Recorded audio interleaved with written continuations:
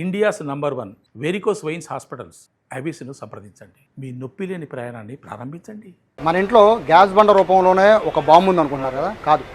AC రూపంలో అలాగే refrigerator రూపంలో ఈ రెండు కూడా బాంబులే.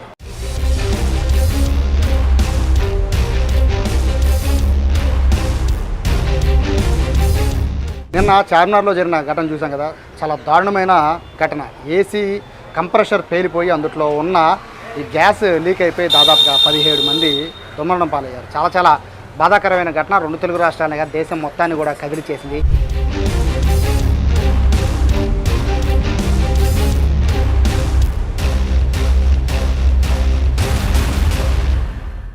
ఇప్పుడు ఏసీ అంటే అందరూ భయపడిపోయే పరిస్థితి ఉంది. నిజంగా ఏసీ వల్ల ఇంత ప్రమాదం జరిగిందా అనేది అందరూ కూడా ఆశ్చర్యపోతున్నారు. ప్రస్తుతం నేను ఇప్పుడు విజయవాడ విజయ టాకీస్ దగ్గర ఉన్న ప్రస్తుతం విజయవాడ ఏసీ టెక్నీషియన్స్ అసోసియేషన్కి సంబంధించిన షాప్లో ఉన్నాను. అయితే దివాకర్ గారు ఉన్నారు, ఆయన ప్రెసిడెంట్ అసోసియేషన్ మొత్తానికి. ఏసీ టెక్నీషియన్స్ అంతా కూడా వీళ్ళ దగ్గర ఉంటారు. సో ఏసీ ఎలా లీక్ అయింది, ఏసీ లీక్ అవ్వకుండా ఏం చేయాలి, ఇటువంటివన్నీ కూడా వీళ్ళు రెగ్యులర్గా కస్టమర్స్కి చెప్తూ ఉంటారు. కానీ ఇట్లా ఘటనలో జరుగుతాయని కూడా వీళ్ళు కూడా ఊహించుంటారు. సార్ నమస్తే. మీరు ఎన్ని జాగ్రత్తలు చెప్పినా కూడా మీరు ఏసీ బిగించే ముందు చెప్తారు, బాగు చేసే ముందు చెప్తూ ఉంటారు. కానీ నిన్న చార్మినార్ దగ్గర జరిగిన ఘటన చాలా దారుణం. సో దానికి ప్రధాన కారణం ఏసీ కంప్రెషర్ పేలిపోవడం, గ్యాస్ లీక్ అవ్వడం అంటున్నారు. అవునండి, గ్యాస్ అనేది రకరకాలైన లీకేజెస్ ప్రాబ్లం ఉంటాయండి. ఇక్కడ ఫస్ట్ లీక్ ప్రాబ్లం ఏంటంటే సర్వీస్ ప్రాబ్లం. ఫస్ట్ ప్రాపర్గా సర్వీస్ చేయించుకోకపోవడం వల్ల ఖచ్చితంగా గ్యాస్ లీకేజ్ అనేవి అవుతాయి. అవి నేను మీకు ప్రాక్టికల్గా చూపిస్తాను. అసలు ఎక్కడ లీక్ అవుతాయి అంటే మీకు విజువలైజేషన్లో చూపిస్తాను. అయితే ఎందుకు లీక్ అవుతాయి అంటే అక్కడ రస్ట్ పట్టేస్తాయి. మన సర్వీస్ ప్రాపర్గా చేయించుకోకపోతే రస్ట్ పట్టేస్తాయి. ఆ రస్ట్ పట్టేసినప్పుడు మీకు ఇక్కడ ఒకసారి రండి, ఇక రస్ట్ ఈ రింగ్స్లో పట్టేస్తాయి. పట్టినప్పుడు మనకి ఈ రింగ్స్ అనమాట, ఇవి ఏసీకి వచ్చే రింగ్స్. ఇది కాయిల్, ఇది కాపర్ రింగ్స్. ఇక్కడ ఏమవుతుందంటే సర్వీస్ ప్రాపర్గా సర్వీస్ లేకపోవడం వల్ల ఇక్కడ ఏమవుతుందంటే మొత్తం స్కేల్ ఫామ్ అయిపోయి ఈ స్కేల్ అనేది ఇక్కడ ఉన్నదంతా ఆటోమేటిక్గా దీన్ని తినేస్తుంది. ఈ కాపర్ని తినేయడం వల్ల ఇక్కడ హోల్ పడిపోతుంది. ఈ హోల్ పడిపోవడం వల్ల ఆటోమేటిక్గా ఎయిర్ అనేది లోపలికి వెళ్ళిపోవడం వల్ల ఎయిర్ లోపలికి వెళ్తే ఆటోమేటిక్గా లోపల ఉన్న కంప్రెసర్లో ఆయిల్ కూడా మిక్స్ అయి ఉంటుంది.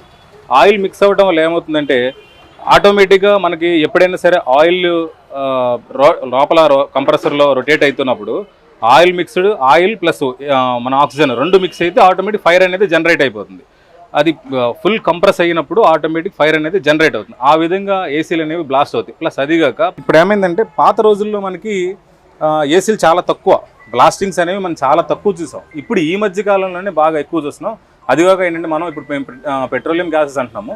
32 కానీ 410 గ్యాసెస్ కానీ మరి తర్వాత 22 గ్యాసెస్ కానీ మనకేమవుతుందంటే బాగా ఈ ఫైర్ వస్తుంది ఇందులోంచి. మీకు ఈ 32 గ్యాసెస్లో మనం సరైన సేఫ్టీ ప్రికాషన్స్ టెక్నీషియన్స్ కానీ కస్టమర్స్ కానీ ఎలక్ట్గా లేకపోతే దీనివల్ల చాలా ప్రమాదం ఉంది. దీన్ని పేలవడం వల్ల ఇమీడియట్లీగా మనకేమవుతుందంటే దీన్ని పేలవడం వల్ల ఆటోమేటిక్ బ్రీతింగ్ లెవెల్స్ అనేవి పూర్తిగా పడిపోవడంతో ఇమీడియట్లీగా మనం స్పాట్లో డెడ్ అయిపోవడం జరిగింది. నిన్న జరిగిన సంఘటన కూడా అది ఎలక్ట్రికల్ ఫైర్ యాక్సిడెంట్ ప్లస్ అది వుడ్ వర్క్ మీద ఉండటం. ఇప్పుడు ఏసీ దాన్ని మెల్ట్ అయిపోవడంతో గ్యాస్ అనేది బయటికి రావడం జరిగింది. బయటికి రావడం వల్ల ఆటోమేటిక్గా అది పిల్లలు పడుకున్నట్టే చనిపోవడం జరిగింది. ఎందుకంటే వాళ్ళకి అన్కాన్షియస్లో ఉంటారు, పిల్లలంతా పడుకొని ఉంటారు. నిద్రలో ఉన్నప్పుడు ఆ మత్తులోంచి లెగిసి వెళ్ళాలన్న స్పృహ పిల్లలకి ఏముంటుంది, ఎవరికీ ఉండదు, పెద్దవాళ్ళకి ఎవరికీ ఉండదు. ఆటోమేటిక్గా ఆ నిద్రలోనే వాళ్ళు పాపం. అంటే మీరు చెప్తున్న ప్రకారం కాయిల్స్ అనేవి అవి డ్యామేజ్ అయితే కానీ లేదా వాటిలో ఏమన్నా సరిగా క్లీన్ చేయకపోతే లీకేజెస్ అంటున్నారు. అంటే గ్యాస్ కి ఎంత పవర్ ఉంటుందా? అంటే అందరూ కూడా ఏసీలో గ్యాస్ అయిపోయింది, జాగ్రత్త చూసుకోమని చెప్తారు. ఫస్ట్ మీ టెక్నీషియన్స్ కూడా వస్తూ ఉంటారు, గ్యాస్ లీకేజ్ గురించి చెప్తూ ఉంటారు. అయినా కూడా ఎలా గ్యాస్ లీక్ అవుతుంది? ఇక్కడ గ్యాస్ లీక్ అవడం అనేది ఏమవుతుందంటే సార్, అయినా ఏమో లీక్ అనేది మాత్రం 100% ఈ కాయిల్స్ లోనే లీక్ అవ్వాలండి. లేదంటే మాత్రం అసలు ఎక్కడ లీక్ అవ్వదు, 100% లీక్ అవ్వదు. కాయిల్సే మెయిన్, కాయిల్లో నుంచి లీక్ అవుతుంది. ప్రాపర్గా వీళ్ళు కనుక సర్వీస్ కనుక చేయకపోతే, ఇప్పుడు వచ్చే కొన్ని కంపెనీస్ ఉన్నాయి, అంటే వేరే కంపెనీల గురించి ప్రస్తావన చేయలే కానీ కొంతమంది టెక్నీషియన్స్ ఏం చేస్తారంటే కెమికల్ వాషెస్ అనేవి ఆయన చేంజ్ చేసుకుంటూ ఉంటారు. కెమికల్ ఏమవుతుంది, పూర్తిగా పర్ఫెక్ట్ సర్వీస్ చేయకపోతే కెమికల్ లేయర్ ఫామ్ అయిపోతుంది. కెమికల్ కొట్టిన తర్వాత వాటర్ సర్వీస్ అనేది పర్ఫెక్ట్గా చేయాలి. అది చేయకపోతే ఎంతో కొంత లోపల ఇంజెక్ట్ అయ్యి ఉండిపోతుంది. ఆ ఇంజెక్ట్ అయ్యి ఉన్నది ఆటోమేటిక్ పైపులను తినేయడం, అది గ్యాస్ బయటికి రావడం, ఆటోమేటిక్ తెలియక కస్టమర్ ఆన్ చేయడం, అది బ్లాస్ట్ అవ్వడం అనేది జరుగుతుంది. మెయిన్ బ్లాస్టింగ్ అయితే కనుక సర్వీస్ ప్రాపర్ సర్వీస్ లేకపోతే అంటే మనకేంటంటే ప్రాపర్ టెక్నీషియన్స్ 100% వర్త్ఫుల్ టెక్నీషియన్స్తోనే మన కస్టమర్లు సర్వీస్ చేయించుకుంటే మంచిది అనేది నా ఉద్దేశం. సీనియర్ టెక్నీషియన్స్ అంటే ఇక్కడ లీకేజ్ అనేది ప్రధాన అంశం సార్. గ్యాస్ అయిపోయిందో లీక్ అవుతుందో అనేది ఎలా గ్రహించాలి? అంటే ఇప్పుడు పిల్లలు లేదా ఇంట్లో పెద్దవాళ్ళు ఏసీ ఆన్ చేస్తారు, కూలింగ్ వస్తుంది, బట్ వాళ్ళు తెలుస్తుంది, బట్ అందులో ఎలా తెలుస్తుంది లీక్ అవుతున్నట్టు ఎలా తెలుస్తుంది? అసలు ఒకటండి, లీక్ అయితే మాత్రం అసలు మనకి ఏమీ తెలియదు. కూలింగ్ రాకపోతే ఆటోమేటిక్గా ఇంకేమవుతుందంటే కంప్రెసర్ బయట ఆన్ అవుతా లోపల కూలింగ్ రావట్లేదంటే ఏసీ గ్యాస్ లీక్ అయింది అని అర్థం. ఎక్కడ లీక్ అయింది అన్నది మనం ట్రేస్ అవుట్ చేసి దాన్ని పట్టుకోకుండా ఇప్పుడైనా కొంతమంది టెక్నీషియన్లు ఆటకాయతనంగా ఆటోమేటిక్గా అది వెళ్ళిపోయి గ్యాస్ అనేది వ్యాక్యూమ్ పెట్టాలి. యాక్చువల్లీ వ్యాక్యూమ్ కూడా చేయాలి. ప్రాపర్ వ్యాక్యూమ్ చేయకుండా గ్యాస్ ఎక్కిస్తాం అనుకోండి, ఆటోమేటిక్గా గ్యాస్లో కూడా కొన్ని మాలిక్యూల్స్ ఉండిపోయి లోపల ఉన్న ఎయిర్తో మిక్స్ అయిపోయి గ్యాస్ లోపలికి వెళ్ళిపోతుంది. దానికి కావాల్సినంత సఫిషియెంట్ గ్యాస్ ఎక్కకుండా తక్కువ గ్యాస్ ఎక్కుతుంది. ఎక్కడం దాని మీద కంప్రెసర్ మీద లోడ్ పడడం, బ్లాస్ట్ అవ్వడం కూడా జరుగుతుంది. అదొక కారణం అవుతుంది. ఇక్కడ ప్రధానమైన లీకేజ్ కారణం ఏంటి అంటే మాత్రం 100% సర్వీస్ ప్రాబ్లం వల్లే అవుతాయి. అంతకు మించి అసలు లీక్ అనేది అవ్వదు. ఇప్పుడు మనం ఏంటంటే జనరల్గా మనకున్న చిన్న మైనస్ ఏంటంటే ప్రతి కస్టమర్ ఏమనుకున్నాడంటే నాకు సమ్మర్లో ఏసీ ఉంటే చాలు, మాకు మిగతా టైంలో ఏసీ అవసరం లేదు అనుకుంటారు. కానీ ఇక్కడ ఏమవుతుందంటే ఇప్పుడు వచ్చే గ్యాస్ పాత గ్యాసెస్ కాదు, ఇప్పుడు వచ్చే లేటెస్ట్ గ్యాసెస్ అన్నీ కంపల్సరీగా డైలీ వాడాలి.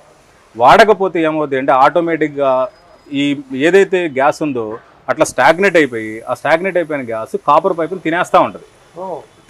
దానివల్ల కూడా లీకేజ్ అయ్యే ఛాన్సెస్ ఎక్కువ ఉంటుంది. అందుకనే కంప్రెసర్ మేము సీనియర్స్ టెక్నీషియన్స్ అందరూ ఏం చెప్తారంటే కంపల్సరీగా రోజులో 1 గంట అయినా ఏసీ ఆన్ చేసుకోండి. ఎనీ టైం కనీసం వారంలో 3 గంటలు ఏసీ పనిచేయాలి, 3 నుంచి 4 గంటలు ఏసీ పనిచేయాలి. అప్పుడు ఏమవుతుంది, ఆటోమేటిక్ స్కేల్ ఫామ్ అవ్వకుండా అది తినేయకుండా ఉంటుంది పైప్ లైన్ అనేది మాత్రం మేము అందరికీ సీనియర్ టెక్నీషియన్స్ చెప్తున్నాం. ఎందుకంటే అది కనుక మనం వాడకపోతే ఖచ్చితంగా ఏసీని వాడాలి.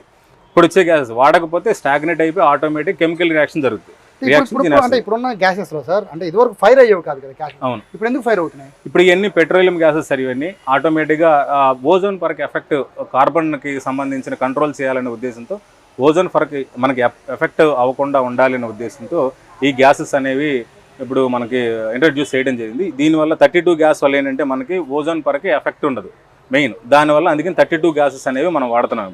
ఇప్పుడు వచ్చే ప్రతి రానున్న రోజుల్లో కమింగ్ డేస్లో అంతా 32 గ్యాసెస్ వస్తాయి. అంత పెద్ద ఇండస్ట్రీలు అయినా సరే 32 గ్యాసెస్ కింద వస్తాయి సార్. మనం ఎందుకు వాడతారు? ఎందుకంటే మనకి మెయిన్ ఓజోన్ పొరకి ఎఫెక్ట్ ఉండదు సార్ ఈ గ్యాస్ వల్ల. మిగతా గ్యాసెస్ వల్ల మనకి ఏమవుతుందంటే కార్బన్ డైఆక్సైడ్ ఎక్కువ రిలీజ్ అవుతుంది, ఆటోమేటిక్ ఓజోన్ పొరకి ఎఫెక్ట్ అవుతుంది, ఎన్విరాన్మెంట్ దెబ్బతింటుందన్న ఒక ఉద్దేశంతో దాన్ని కంట్రోల్ చేయాలి, ఎన్విరాన్మెంట్ని మన సొసైటీని కాపాడుకోవాలనే ఉద్దేశంతో దాన్ని ఇలా డెవలప్ చేయడం జరిగింది. నిన్న జరిగిన ఘటన చూసుకుంటే ఏసీ సరే అది వాళ్ళు ఏ ఫ్లోర్లో ఉన్నారా పక్కన పెడితే, ఇక్కడ కింద వేరే షాప్స్ ఉన్నాయా అవి ఫైర్ అయ్యేవా కావా అని పక్కన పెడితే ఏసీ అనేది జనరల్గా అందరూ వాడేవి. సో తెల్లవారుజామున ఏసీ లీక్ అయ్యింది అంటే దాని రీజన్ ఏంటి? అంత తెల్లవారుజామున లీక్ అయింది అనేది ఏం కాదండి. ఇక్కడ ఏమవుతుందంటే లీక్ కాదు, ఇక్కడ మనకి ఎలక్ట్రికల్ షార్ట్ సర్క్యూట్ అయింది. ఫస్ట్ పాయింట్ షార్ట్ సర్క్యూట్ అవడంతో వుడ్ వర్క్ ఫస్ట్ తగలబడిపోతుంది. ఫైర్ అయింది వుడ్ మీద మనం ఏసీ కూడా కూర్చోబెడతాం. అది వుడ్ చాలా స్పీడ్గా ఫైర్ అయింది. ఫైర్ అవడంతో మన వుడ్ మీద ఉన్న ఏసీ కూడా ఫైర్ అయిపోయింది, మెల్ట్ అవడం, దానిలో ఉన్న కాపర్లో ఉన్న గ్యాసెస్ కూడా బయటికి రావడం, అక్కడున్న పొగ కార్బన్ డైఆక్సైడ్తో పాటు మన ఈ గ్యాస్ కూడా మిక్స్ అయిపోవడంతో పూర్తిగా ఇంకా పాయిజనస్ పెరిగిపోవడం, పిల్లలు తప్పించుకోలేకుండా ఉండే పరిస్థితుల్లో నిద్ర స్థితిలో ఉండడం వల్ల ఇంకా ఆటోమేటిక్గా అంత జన నష్టం అయితే బాగా జరిగింది. అది మరి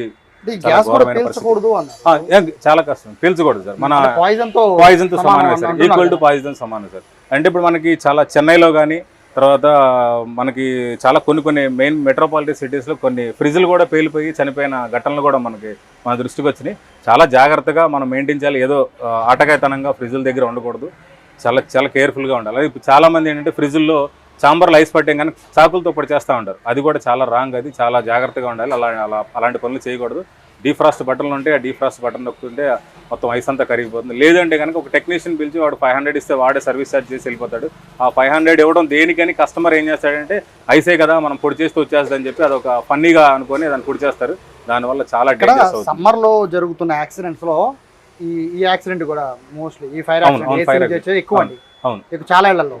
ఇక్కడ మ్యాటర్ అంటే ప్రజలు ఎలా గమనించాలి అంటే మీరు చెప్పినట్టుగా సమ్మర్లో మాత్రం ఏసీ వాడుతూ ఉంటారు. అవును. సో అంటే ఒక జనవరి నుంచి ఫిబ్రవరి నుంచి చలికాలం కాబట్టి ఏసీని అట్లా వదిలేసి సమ్మర్లో ఆన్ చేస్తే కూలింగ్ ఎక్కువ ఉంటుంది అనే ఫీలింగ్ ఉంటారు.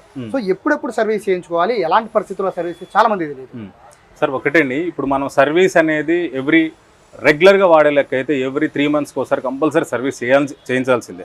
కస్టమర్ ఏమనుకుంటున్నాడంటే 1000 రూపాయలు వాళ్ళకి ఎందుకు ఇవ్వాలి, మనం వాడింది తక్కువే కదా అనే వాళ్ళే బ్రష్ పెట్టి క్లీన్ చేసుకుంటూ ఉంటారు. చాలామంది బ్రష్ పెట్టి క్లీన్ చేస్తారు. అది చాలా రాంగ్ అది. ఎందుకంటే ఇంటర్నల్గా మనకి పూర్తిగా క్లీన్ అవ్వకుండా పైన మీ కంటికి కనపడేలాగా ఏదో బ్రష్ పెట్టి క్లీన్ చేసుకుంటే ఇన్సైడ్ ఉన్న లోపల ఉన్నదంతా నాచ్ అంతా ఎక్కడికి పోతుంది, అది అలాగే ఉండిపోతుంది. అప్పుడు ఎయిర్ అంటే సఫిషియెంట్ ఎయిర్ కాయిల్లో నుంచి మీకు సక్ చేసుకొని బయటికి త్రో చేస్తేనే చిల్నెస్ బాగా వస్తుంది. ఇప్పుడు కాయిల్లో నుంచి మనకి ఆ చిల్నెస్ రావాలి అంటే క్లీనింగ్ పర్ఫెక్ట్గా ఉండాలి. మరి ఆ క్లీనింగ్ పర్ఫెక్ట్ లేకపోతే పవర్ బిల్లు పెరుగుతుంది, ప్లస్ యూనిట్ పాడవుతూ ఉంటుంది. దానివల్ల మన ఆరోగ్యాలు పాడైపోతాయి. మెయిన్ ప్రాబ్లం సమ్మర్లో అట్మాస్ఫియరిక్ టెంపరేచర్ ఎక్కువైనప్పుడు మనకేమవుతుందంటే మన రూమ్లో టెంపరేచర్ మనకి చాలామందికి ఒక మైనస్ బాగా అలవాటు ఏంటంటే 22 degrees మీద పెట్టేసుకుంటారు లోపల. బయట ఏమో ట్రిప్ అవ్వదు. 22 రూమ్ టెంపరేచర్ 22 వచ్చిందాక కంప్రెసర్ రన్ అవుతానే ఉంటుంది. మరి రూమ్ టెంపరేచర్ 22 వచ్చిందా రన్ అవ్వాలంటే బయట అట్మాస్ఫియరిక్ టెంపరేచర్ మనకు వచ్చేసరికి ఇప్పుడు 48 దాకా కూడా ఉంది. లాస్ట్ ఇయర్ కొద్దిగా మనకి బాగా తక్కువ ఉంది, ఎండలు తక్కువ ఉన్నాయి. లాస్ట్ ఇయర్ మాత్రం 48 దాకా వెళ్ళిపోయినాయి. అప్పుడు అలాంటి టైంలో అట్మాస్ఫియరిక్ టెంపరేచర్ మనకు బాగా కంట్రోల్లో ఉంటేనే ఆ ఏసీలు అనేవి పనిచేస్తాయి. లేదంటే మాత్రం అవి కూడా ట్రిప్ అయిపోతూ ఉంటాయి. ఇప్పుడు ట్రిప్ అవ్వకుండా అలాగే ఏదైనా చేసి అలా పని చేసినాయి అనుకోండి, చేస్తే ఏమవుతుందంటే ఓవర్ హీట్కి కూడా బ్లాస్ట్ అయ్యే ఛాన్సెస్ ఎక్కువ ఉన్నాయి. ఇప్పుడు వచ్చే గ్యాసెస్కి ఓవర్ హీట్, ఎందుకంటే అది ప్రెషర్ ఎక్కువ తీసుకుంటుంది గ్యాస్, దానివల్ల కూడా బ్లాస్ట్ అయ్యే ఛాన్సెస్ ఎక్కువ ఉన్నాయి. దాన్ని కూడా దృష్టిలో పెట్టుకోవాలి. ప్రాపర్గా సర్వీస్ మాత్రం ఎవ్రీ 3 monthsకి ఒకసారి కంపల్సరీ రెగ్యులర్గా వాడేవాళ్ళు చేయించుకోవాలి. సో ఫైనల్గా చెప్పండి సార్, ఏసీల పేలిపోవడం అనే దాంట్లో చూస్తే పాత ఏసీలు కొత్త ఏసీలు అని ఒక వాదన వస్తుంది. పాత ఏసీలు పాడైపోతే దాని సర్వీస్ పేలిపోతాయి, కొత్త ఏసీలు కొత్తవి కదా 5 star రేటింగ్లో ఉన్నాయి కదా పెద్ద ప్రాబ్లం ఉండదు అనే 2 అపోహలు ఉన్నాయి. అది నిజంగా అపోహ నిజమా?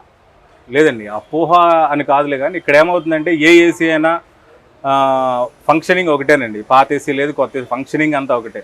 దానిలో వాడే గ్యాసెస్ మన మెయింటెనెన్స్ మనం పర్ఫెక్ట్గా ఉండాలి. నేను ఫస్ట్ చెప్పేది ఏంటంటే కస్టమరు ప్రాపర్ టెక్నీషియన్ దగ్గర మీరు సర్వీస్ చేయించుకోకపోతే ఎవరో తెలిసిన వాళ్ళు వీళ్ళు తక్కువ చేస్తారు, వాళ్ళు తక్కువ చేస్తారు అని చేయించుకుంటే మాత్రం 100% ఇలాంటి సిచ్యువేషన్స్ ఎదురవుతాయి. ప్రాపర్గా సర్వీస్ చేయించుకోండి. ఒక సీనియర్ టెక్నీషియన్ గైడ్లైన్స్ తీసుకొని చేయించడం వల్ల దానివల్ల చాలా మనకు ఉపయోగం. నేను బయట ఆన్లైన్లో మనకి ఏమవుతుందంటే 300కే 499కే సర్వీసులు చేస్తాం అదని అంటూ ఉంటారు. కానీ దీనివల్ల ఏమవుతుంది, మనకి వాళ్ళు ప్రాపర్గా సర్వీస్ అవుతుందా అంటే అది ఎంత మటుకు కరెక్ట్ తెలియదు. ఇక్కడ మేమేమవుతుంది ఫుల్ ఫ్లెడ్జ్డ్గా ఒక ఏసీ తప్ప ఇంకొకటి ఏమి చేయం. మేము మా షాపుల్లో ఒక ఎయిర్ కండిషనింగ్కి సంబంధించి రిఫ్రిజిరేషన్ సెక్టర్కి సంబంధించిన మాత్రమే చేస్తాం. దీనివల్ల ఏమవుతుంది, మా ఫోకస్ అంతా దాని మీదే ఉంటుంది. దానివల్ల మీకేమవుతుందంటే ఎక్కడ ఏ ప్రాబ్లం వస్తుందన్నా సరే ఇమీడియట్లీ కస్టమర్కి మేము ఫార్వర్డ్ చేయడం, దాన్ని ఆ కాస్ట్ కటింగ్ అనేది వాళ్ళకి తగ్గుతుంది. ప్లస్ 2 సర్వీస్ కూడా ప్రాపర్గా అవుతుంది. అది మెయిన్. సో ఇది దివాకర్ గారు చెప్తున్నారు. ఆయన ఏసీ టెక్నీషియన్స్ అసోసియేషన్ మొత్తానికి అధ్యక్షుడు. సో వీళ్ళ దగ్గర 100 టెక్నీషియన్స్ ఉంటారు. వాళ్ళందరూ చెప్తున్న కంప్లైంట్ ఏంటి అంటే ఏసీ సంబంధించిన సర్వీస్ విషయంలోనే ప్రజలు చేస్తున్న నిర్లక్ష్యం.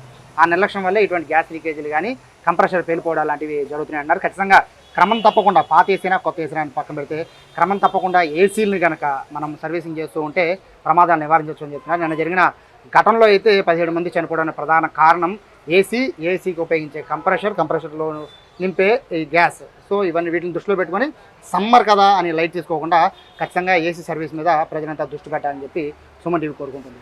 కెమెరా పర్సన్ కృష్ణతో సాయి, సుమన్ టీవీ, విజయవాడ.